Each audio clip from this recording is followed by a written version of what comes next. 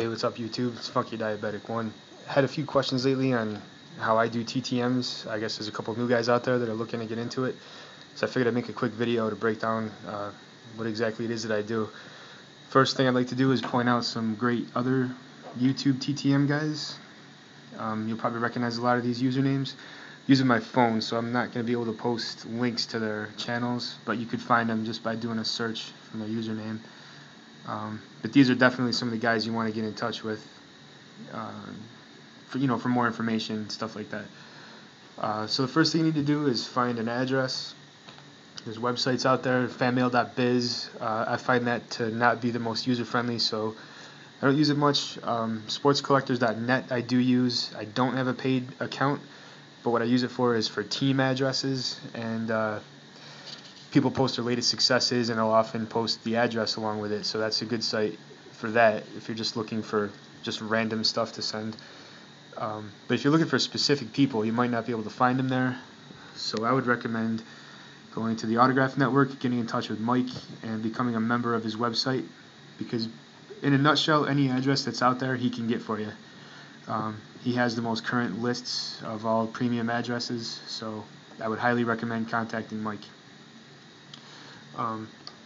One other way that I get addresses, which, I don't know, maybe a little unorthodox, I'm not sure. I have an old Smalling book. I can't justify paying for a new one just because it's outdated, people move. This one's from '05, so what I do is I do a reverse 411, and do a reverse address search, and if it comes up that they still live there, I test it out, I send something out.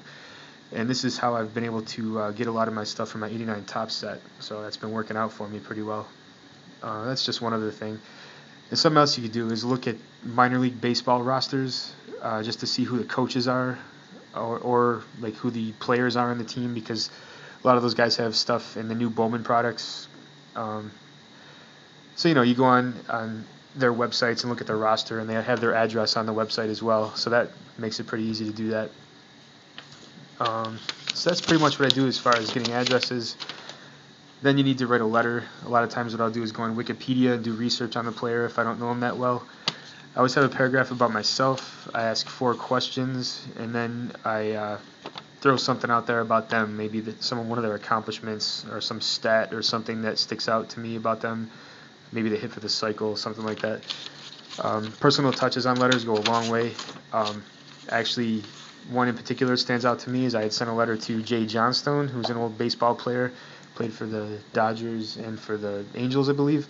He was in the movie The Naked Gun, and there was a funny scene in there where Leslie Nielsen is impersonating an umpire, and Jay Johnstone was the first guy to come up to bat, and it's just a funny scene, so I made a comment on that in my letter to him, and he wrote back to me about that, talked all about it, about what a great guy Leslie Nielsen was, what a great experience that was, and he signed everything that I sent him. So I think personalizing your letters is really the way to go, because that way they know you're not just a machine that's sending out letters.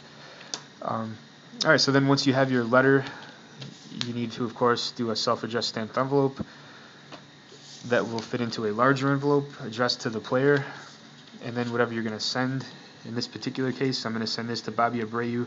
Somebody that I know from the card shop was talking about this guy being a good signer, which I have never seen a single success, so I'm going to try it out. And I'll let you guys know how that goes. Yeah, and then you drop it in the mail. So that's pretty much it. And then I keep a database on everything I've sent out. I try to track everything. I try to keep stats. It's ridiculous. We're all obsessive, compulsive collectors, so stats are good.